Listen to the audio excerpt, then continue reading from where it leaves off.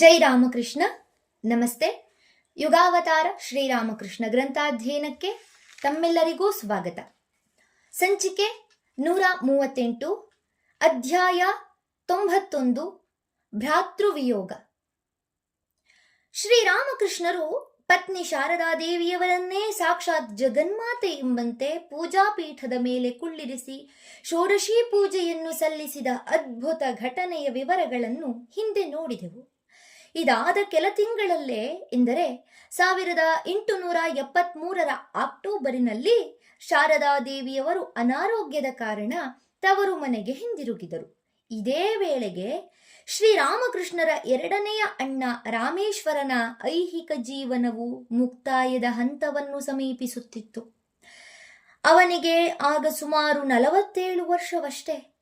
ಕೆಲ ಕಾಲದಿಂದ ಆಮಶಂಕೆಗೆ ಗುರಿಯಾಗಿ ಬಳಲುತ್ತಿದ್ದ. ಇತ್ತ ದಕ್ಷಿಣೇಶ್ವರದಲ್ಲಿ ರಾಧಾ ಗೋವಿಂದರ ಅರ್ಚನೆ, ಅತ್ತ ಕಾಮಾರಪುಕರದಲ್ಲಿ ತನ್ನ ಸಂಸಾರದ ಮತ್ತು ಜಮೀನಿನ ನಿರ್ವಹಣೆ, ಇವೆರಡು ಕೆಲಸಗಳೂ ಅವನ ಪಾಲಿಗೆ ಬಂದಿದ್ದವು. ಆದ್ದರಿಂದ ಅವನು ಇಲ್ಲಿಂದಲ್ಲಿಗೆ ಓಡಾಡುತ್ತಲೇ ಇರಬೇಕಾಗಿತ್ತು. ಕ್ಷುದಿರಾಮನ ಕುಟುಂಬ ವರ್ಗದ ಪ್ರತಿಯೊಬ್ಬರಲ್ಲೂ ಆಧ್ಯಾತ್ಮಿಕತೆಯ ಒಂದು ವಿಶೇಷ ಪ್ರಕಾಶ ವ್ಯಕ್ತವಾಗಿತ್ತು. ರಾಮೇಶ್ವರನಲ್ಲಿ ಅದು ಸರಳತೆ, ದೈವಭಕ್ತಿ ಮತ್ತು ಅಪೂರ್ವ ದಾನಶೀಲತೆಗಳ ರೂಪದಲ್ಲಿ ಪ್ರಕಟಗೊಂಡಿತ್ತು. ಇವನ ಶರೀರ ತ್ಯಾಗದ ಘಟನೆಯೂ ಕೂಡ ಅಲೌಕಿಕತೆಯ ಅಂಶವನ್ನೊಳಗೊಂಡ ಒಂದು ಉಲ್ಲೇಖನೀಯ ಪ್ರಸಂಗ. ರಾಮೇಶ್ವರನು ದಕ್ಷಿಣೇಶ್ವರದಿಂದ ಕಾಮಾರಪುಕರಕ್ಕೆ ಕೊನೆಯ ಬಾರಿ ಹೊರಟಾಗಲೇ ಇವನಿನ್ನು ಮರಳಿ ಬರಲಾರ ಎಂಬುದು ಶ್ರೀರಾಮಕೃಷ್ಣರಿಗೆ ತಿಳಿದು ಹೋಗಿತ್ತು. ಆಗ ಅವನಿಗೆ ಅವರೊಂದು ಎಚ್ಚರಿಕೆಯ ಮಾತನ್ನೂ ಹೇಳಿದ್ದರು. ಅಣ್ಣ, ನೀನು ಮನೆಗೆ ಹೋಗಬೇಕಾದರೆ ಹೋಗು, ಅಡ್ಡಿ ಇಲ್ಲ. ಆದರೆ ನನ್ನ ಮಾತು ಕೇಳುವುದಾದರೆ ದಯವಿಟ್ಟು ನಿನ್ನ ಹೆಂಡತಿಯೊಡನೆ ಶರೀರ ಸಂಬಂಧ ಇಟ್ಟುಕೊಳ್ಳಬೇಡ. ಹಾಗೇನಾದರೂ ಮಾಡಿದೆಯೋ ನೀನು ಬದುಕುವುದು ಕಷ್ಟ. ರಾಮೇಶ್ವರನಿಗೆ ತಮ್ಮನ ಮೇಲಿದ್ದ ಪ್ರೀತಿ, ವಿಶ್ವಾಸ ಅಪಾರ. ಆದರೂ ಅವನು ಅವರ ಈ ಮಾತನ್ನು ಹೇಗೆ ಸ್ವೀಕರಿಸಿದನೋ ತಿಳಿಯದು. ಅಥವಾ ಸಂಯಮವನ್ನು ತಂದುಕೊಳ್ಳುವಲ್ಲಿ ಅಸಮರ್ಥನಾದನೋ ಏನೋ. ಊರಿಗೆ ಹೋದ ಕೆಲ ದಿನಕ್ಕೆ ಅವನು ಕಾಯಿಲೆ ಬಿದ್ದನೆಂಬ ಸುದ್ದಿ ಬಂದಿತು. ಅದನ್ನು ಕೇಳಿ ಶ್ರೀರಾಮಕೃಷ್ಣರು ಹೃದಯನ ಮುಂದೆ ಉದ್ಗರಿಸಿದರು. ಓ, ಅವನು ನನ್ನ ಮಾತನ್ನು ಕೇಳಲಿಲ್ಲವಪ್ಪ. ಇನ್ನು ಅವನ ಪ್ರಾಣ ಉಳಿಯುವುದು ಸಂದೇಹವೇ. ರಾಮೇಶ್ವರನಿಗೂ ತನ್ನ ಆಯುಷ್ಯ ಮುಗಿಯಿತೆಂಬುದು ಗೊತ್ತಾಗಿತ್ತು.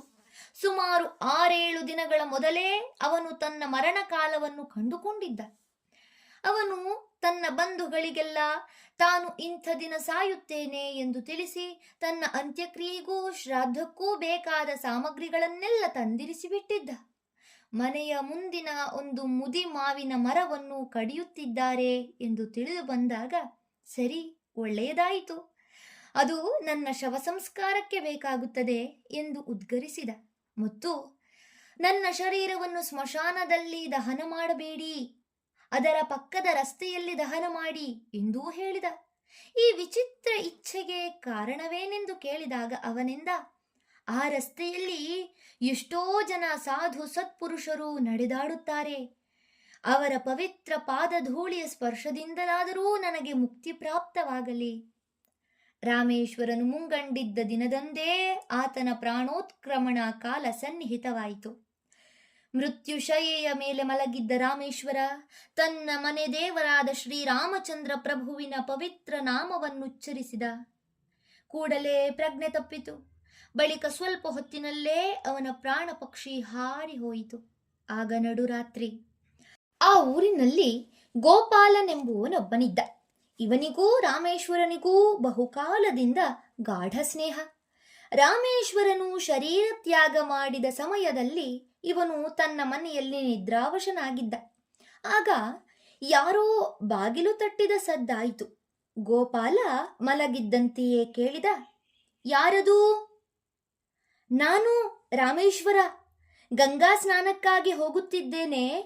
ಮನೆಯಲ್ಲಿ ರಘುವೀರನಿದ್ದಾನೆ, ಅವನ ಸೇವೆಗೆ ತೊಂದರೆಯಾಗದಂತೆ ನೋಡಿಕೋ.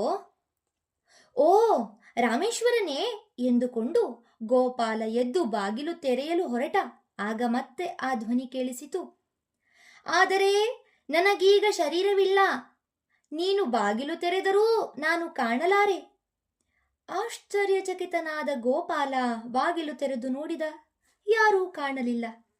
ಸ್ವಲ್ಪವೂ ತಡ ಮಾಡದೆ ಅವನು ಗೆಳೆಯನ ಮನೆಗೆ ಧಾವಿಸಿದ. ಅಲ್ಲಿ ನಿಜಕ್ಕೂ ಆತ ತೀರಿಕೊಂಡನೆಂಬುದು ತಿಳಿಯಿತು. ರಾಮೇಶ್ವರನು ಅಸ್ವಸ್ಥನಾಗಿದ್ದಾನೆಂಬ ಸುದ್ದಿ ದಕ್ಷಿಣೇಶ್ವರಕ್ಕೆ ಬಂದ. ಒಂದು ವಾರದಲ್ಲೇ ಅವನು ನಿಧನನಾದ ಸುದ್ದಿಯೂ ಬಂದಿತು. ಶ್ರೀರಾಮಕೃಷ್ಣರಿಗೇನೋ ಇದು ನಿರೀಕ್ಷಿತವೇ. ಆದ್ದರಿಂದ ಅವರಿಗೆ ಅಷ್ಟೊಂದು ದುಃಖವಾಗಲಿಲ್ಲ. ಆದರೆ ಈ ವಿಷಯ ತಮ್ಮ ವೃದ್ಧ ಮಾತೆಯ ಕಿವಿಗೆ ಬಿದ್ದರೆ ಅವಳಿಗೆ ಹೇಗಾದೀತು? ಮಕ್ಕಳೆಲ್ಲ ಒಬ್ಬೊಬ್ಬರಾಗಿ ಸಾಯುವುದನ್ನು ನೋಡಲು ನಾನಿನ್ನೂ ಬದುಕಿದ್ದೇನಲ್ಲ ಎಂದು ದುಃಖದಿಂದ ಎದೆಯೊಡೆದು ಸತ್ತಾಳು. ಹೀಗೆ ಯೋಚಿಸಿದ ಅವರು ತಾಯಿಗೆ ಈ ಶೋಕ ತಟ್ಟದಿರಲೆಂದು ಜಗನ್ಮಾತೆಯ ಮುಂದೆ ವ್ಯಾಕುಲತೆಯಿಂದ ಮೊರೆಯಿಟ್ಟರು. ಈಗ ಅವಳನ್ನು ಸಮಾಧಾನಪಡಿಸುವುದು ಹೇಗಪ್ಪ ಎಂದು ಕಳವಳ ಪಡುತ್ತಲೇ ವಾದ್ಯಕುಟೀರದಲ್ಲಿ ವಾಸವಾಗಿದ್ದ ತಾಯಿಯ ಬಳಿಗೆ ಹೋದರು. ಕಣ್ಣೀರ್ಗರೆಯುತ್ತಾ ಆಕೆಗೆ ಆ ಘೋರ ವಾರ್ತೆಯನ್ನು ಅರುಹಿದರು.